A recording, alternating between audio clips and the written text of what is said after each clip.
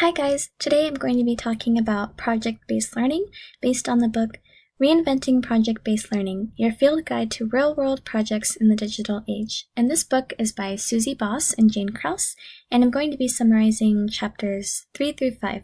So chapter 3 is titled Imagining the Possibilities, and the authors start out by asking what's most important in regards to teachers planning projects for students. And a quote that I liked was, "Good projects get to the heart of a discipline."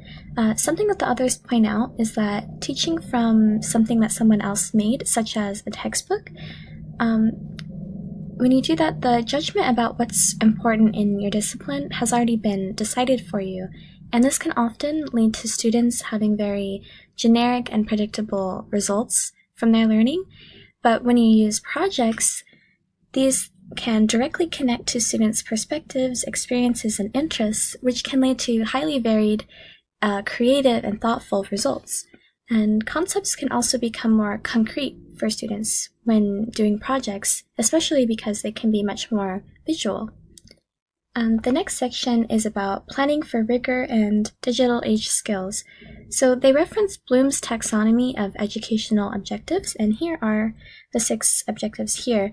And they recommend planning for learning that really makes the students analyze, evaluate, and create, rather than doing these lower order actions of simply remembering, understanding, and applying a concept. And the next area is about digital age literacies, and they define literacy as learning to be independent, aware, and productive. And in today's world, they say that it's really important for the students to learn how to be information and media literate, so they can navigate through all of the tools that technology has provided. So the next area is about learning dispositions, and these are the traits, habits, and attitudes that we can't really teach directly but can encourage, such as confidence, curiosity, and persistence. And the authors mention how it's important for students to understand how they learn and to reflect on their own processes. And I really agree. It's helpful to understand your own learning style and your strengths and weaknesses, and to work from there. Okay, and they also really encourage passion-based learning. So this means that working from something that the students find interesting and important, and I really appreciate when my teachers do this.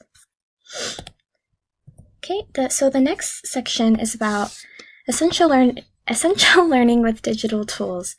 And the authors point out that it's helpful to examine technologies by the way of what learning that they help students accomplish. And here are some of the learning functions that the technology can help with. So researching, making ideas visible, expressing ideas creatively, collaboration, project management, and they define this as helping students bring really coherence to their projects with technological tools, reflection, and this also includes having cycles of improvement with their work. And the last area is supported study or enrichment, and this is helping students use shared textbooks, courses, and other personal learning options so that they can learn outside of the classroom as well. So chapter 4 is titled Strategies for Discovery. And the beginning of this chapter is about reviewing projects and overcoming pitfalls. So they recommend to be really selective if you're choosing a project plan made by someone else, either that you know or that you just find online. And they say this because the quality varies greatly amongst all of the different options. And they also recommend that even if you design your own plan, that you can ask others, such as your colleagues, to help you critique it. I like that the book often encourages collaborating with other teachers. So this is really about not only students collaborating, but it's about everyone working together so we can all share ideas. And so now we're going to get into some of the project pitfalls that can occur. And so if you're reviewing another project or just making your own, these are some of the things that you really want to avoid. The first one is called long on activity, short on learning. So if it's just not really worth the student's time and they don't really get higher order learning outcomes, and so the project falls short, if they could have just gotten a brief lecture and gotten the same amount of information out of it, then you should really revise that project. The next is about not having enough formative assessment, and I'll talk more in detail about formative assessment later, but this is basically about not having check-ins along the way, and so the student is kind of left alone and you don't really give them any feedback, so you should make time for that throughout their project. The next one, overly scripted with many steps. So if there's too many steps then the students will probably all produce the similar result and not really have a creative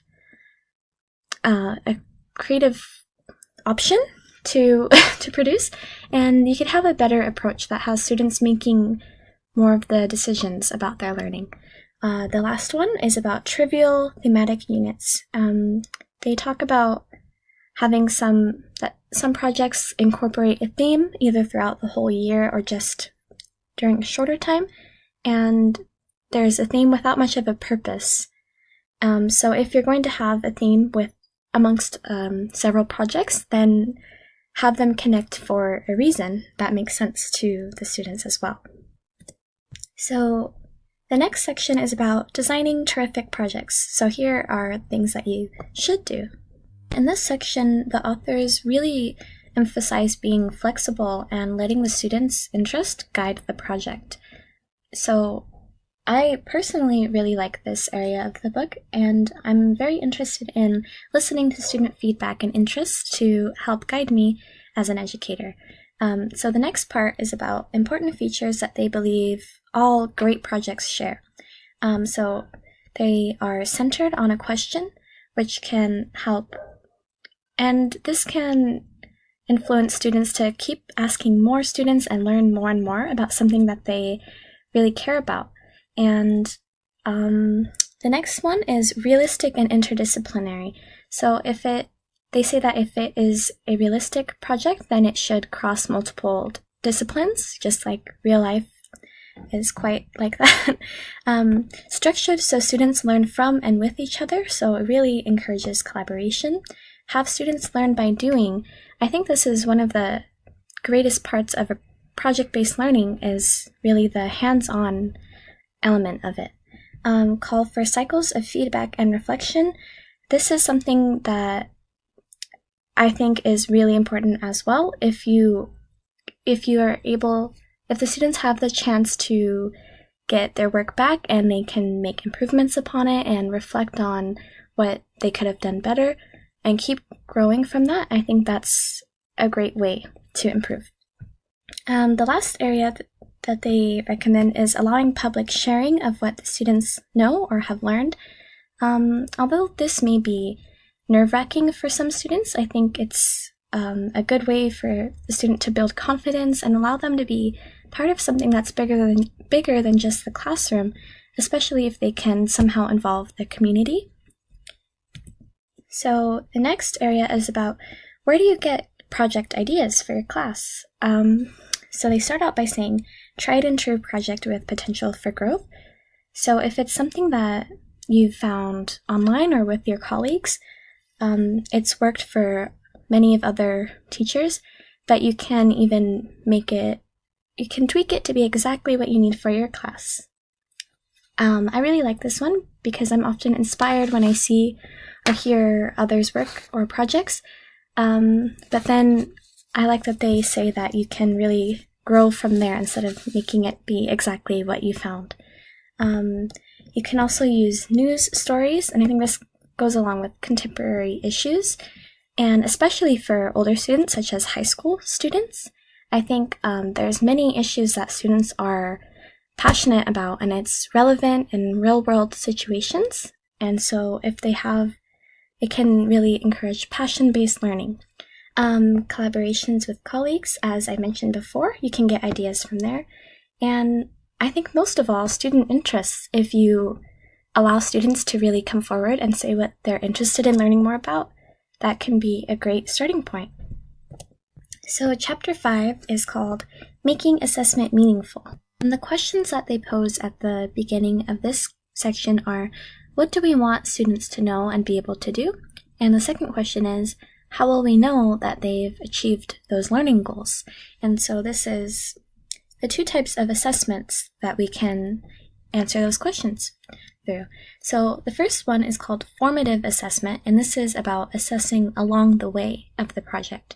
And this really allows you to address misunderstandings and guide students in the right direction if they're a little lost or struggling. As a student myself, I really appreciate getting feedback along the way.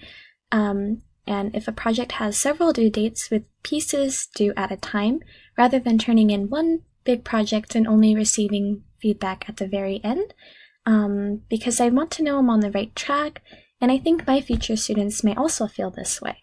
The other type of assessment is summative assessment, and this is assessing learning at the end of the project. And of course, you can do both, combining them. And so this summative assessment is measuring student learning and the actual project's effectiveness and if it really did what you expected it to do.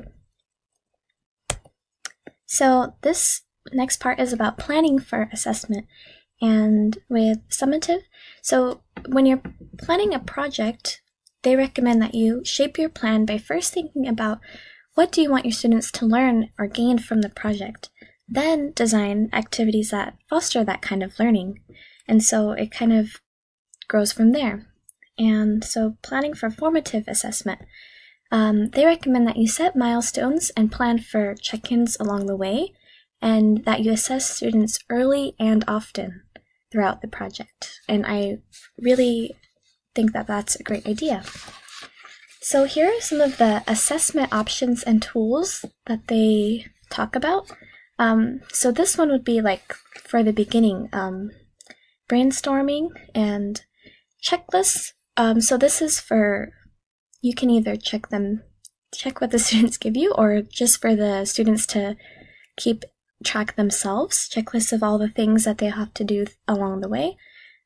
Exit slips, so they can write on a piece of paper either reflective statements or questions, and that they can reflect and share their progress before leaving the class, either weekly or even daily if it's a short project.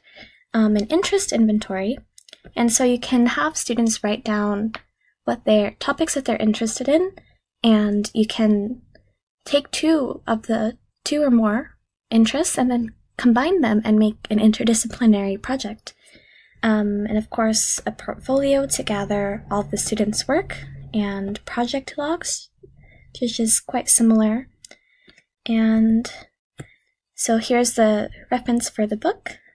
Thank you for listening.